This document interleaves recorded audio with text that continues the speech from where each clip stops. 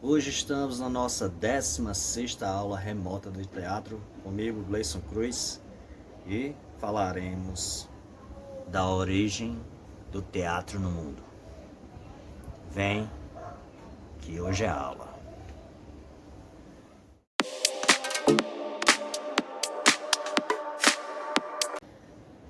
A origem do teatro no mundo surgiu há milhões e milhões de anos atrás, com os povos antigos, os povos primitivos, com as pinturas rupestres que falavam sobre os seus rituais, as suas danças, onde celebravam por coisas que tentavam entender, como a existência do sol, da lua, do mar e o conflito dessas coisas entre si, e disso tentando tirar proveito, como os grandes merecedores desses astros e desses mecanismos naturais, usando-os ao seu favor.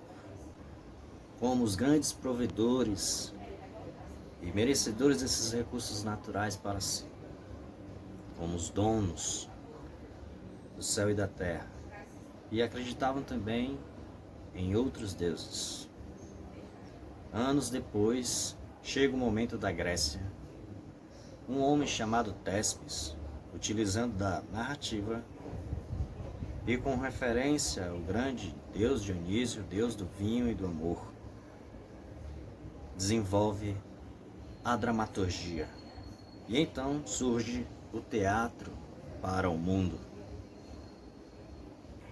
Antigamente o teatro ele era contado de pai para filho, por gerações e gerações.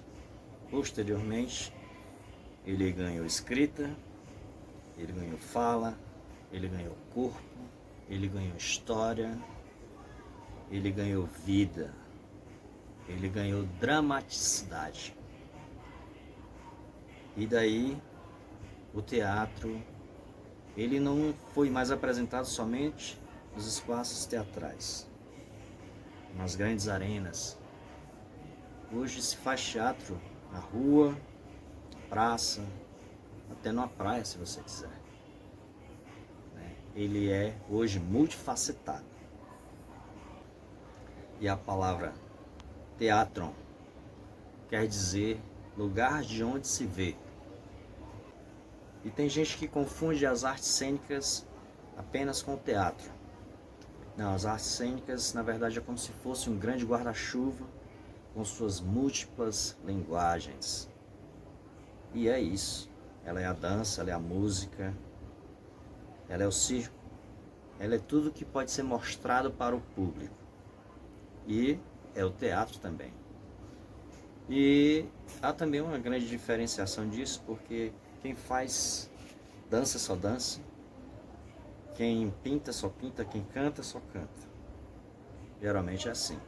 No teatro você pode fazer tudo isso e algo mais. Teatro é interpretação. É você contar uma história de uma forma lúdica, de uma forma diferente, onde comumente não se fala, não se faz. Isso é o teatro. Depois que o teatro saiu da Grécia já com um corpo, com uma força, com uma interpretação, ele chegou ao Brasil posteriormente, trazido pelos portugueses, com o padre José de Anchieta, em forma de catequese para os índios, onde eles interpretavam suas histórias e a história também do Brasil de uma forma religiosa. Anos e anos depois, o teatro brasileiro ele foi se moldando com nomes como Maria Adelaide Amaral, Augusto Boal, Nelson Rodrigues, em que não só fortaleceram o teatro a nível nacional, em território nacional, mas também exteriormente, ganhando prêmios importantes do teatro mundial. E voltando à Grécia Antiga,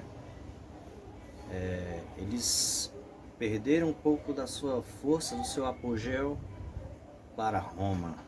E a Roma se empoderou desse teatro forte que antes era da Grécia, só que de sua forma. E para os gregos, o teatro era algo sagrado, como em suas tragédias gregas, o sofrimento e a piedade eram sentimentos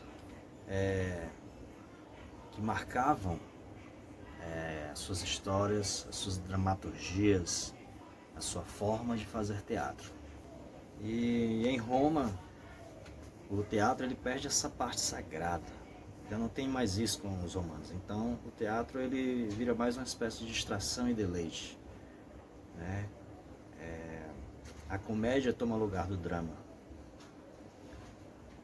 Os deuses que antes eram cultivados pelos gregos, os romanos, renomeiam todos eles como, por exemplo, Zeus, o grande deus dos gregos, virou Júpiter.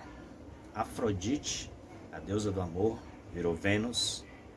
E o grande Dionísio, deus do vinho, virou Baco.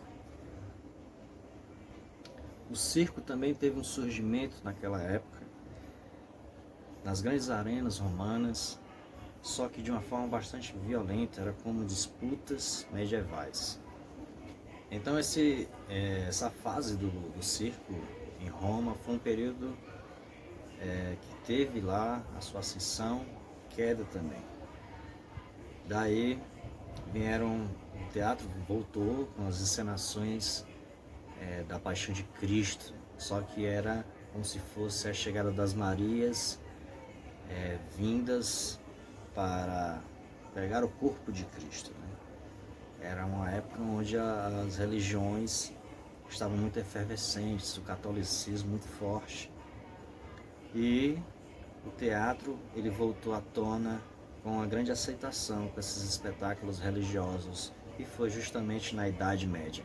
O teatro ele não só fazia essas cenas, como fazia outras encenações de trechos bíblicos, né, como se fosse uma espécie de ensinamento bíblico, né, através do teatro.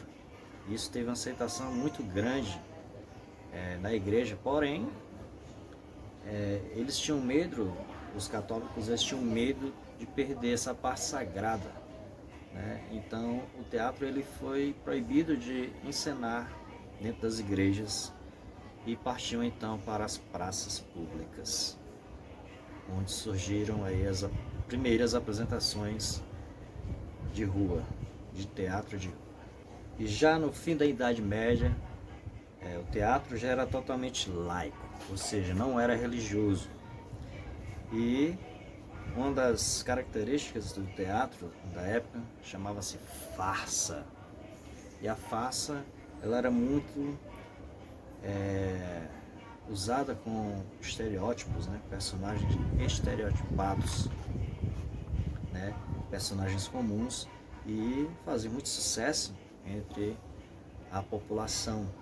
E esse teatro da farsa, né? Era uma espécie de teatro, forma de fazer teatro que não era refinado, não tinha tanta técnica. E inclusive os programas de TV de humor utilizam muito disto, até os dias de hoje, né?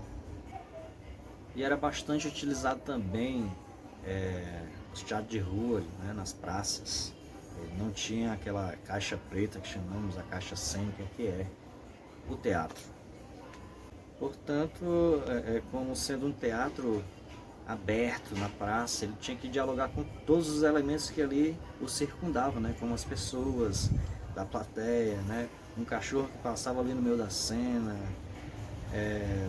um ônibus, um carro, enfim, tudo que poderia de repente tirar a tua concentração, a concentração do ator ali em cena, ele usava como um elemento ao seu favor ali na cena dele, de uma forma improvisada.